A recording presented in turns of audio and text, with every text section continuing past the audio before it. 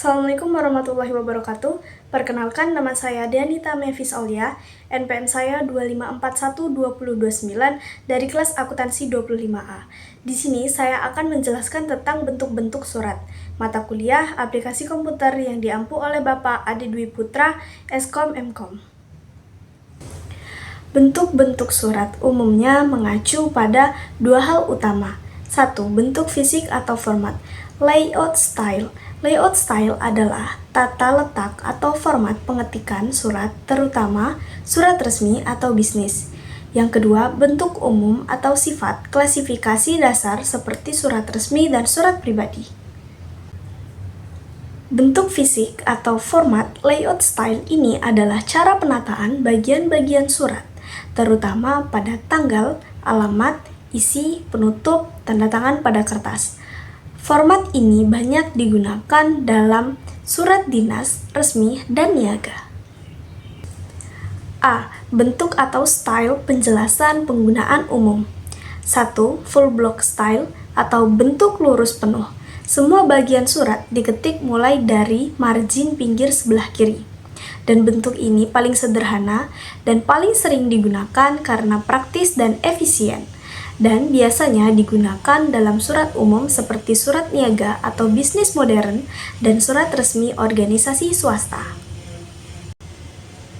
Yang kedua, block style atau bentuk lurus hampir sama dengan full block, tetapi pada tanggal, salam penutup, nama, penanda tangan, dan jabatan diletakkan di sebelah kanan.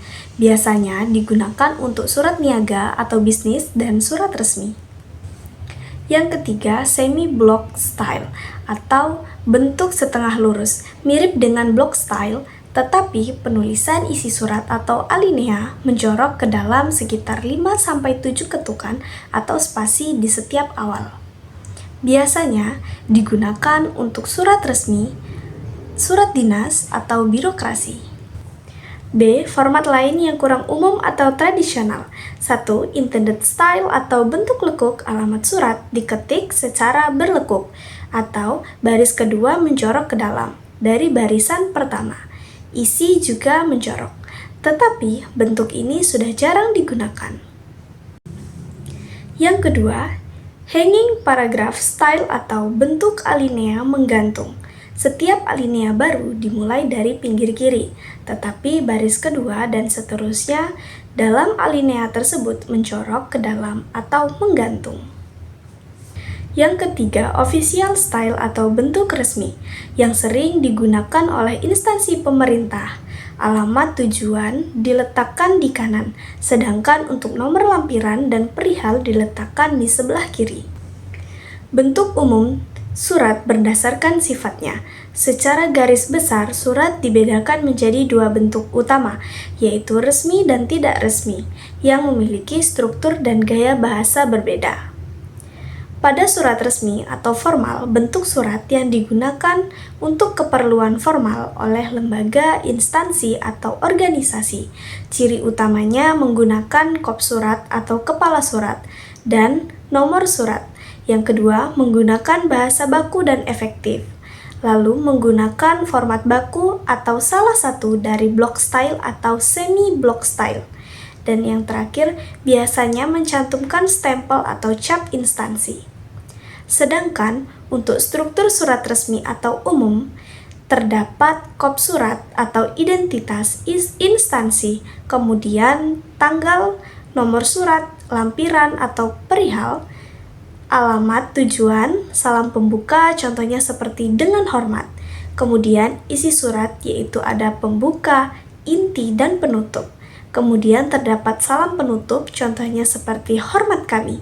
Kemudian ada nama jabatan, tanda tangan, nama terang, dan tembusan.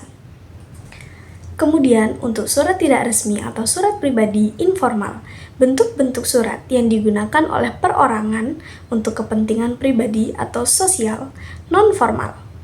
Ciri-ciri utamanya yaitu tidak menggunakan kop surat dan nomor surat. Kemudian, gaya bahasa yang digunakan lebih santai, bebas, dan disesuaikan dengan penerima.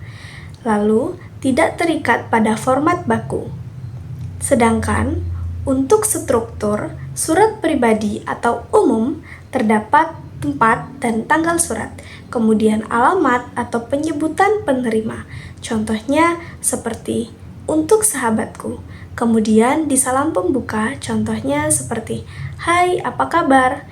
Kemudian isi surat, salam penutup, tanda tangan, dan nama pengirim.